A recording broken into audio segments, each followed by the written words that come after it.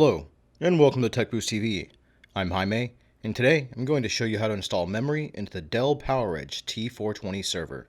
Before beginning, we recommend checking with the manufacturer and ensuring the latest firmware is installed. For this installation, you will not need any tools. Please check out the quick spec link in the description below to learn more about memory compatibility for the Dell T420. Also, please make sure to check with the system manual and comply with any recommended safety instructions.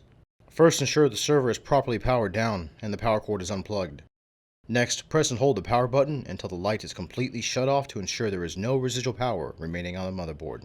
To open the system, push in the side latch and pull the panel out to remove it. Also remove the black cooling shroud. Place the server on its side to have better access to the interior. There are 12 total slots with 6 slots and 3 channels per processor. Each DIMM and slot are keyed. The specific pattern used to install memory may vary depending on your configuration. Consult the user's manual to determine the proper pattern to use for your specific situation. To install the memory into its memory slot, align the memory stick key to the memory slot key and press down.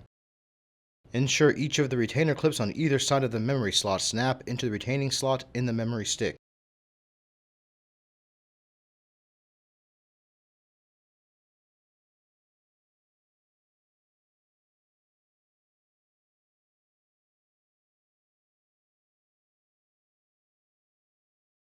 Repeat the pattern for the second processor.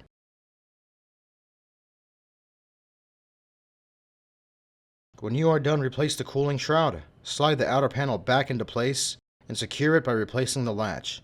Please check out our how-to videos covering processor, memory, hard drive, and video card installation for this and other systems. If you have found this helpful, please hit the like and subscribe buttons below. We welcome suggestions on how to make these more useful, so please don't be shy with requesting additional content.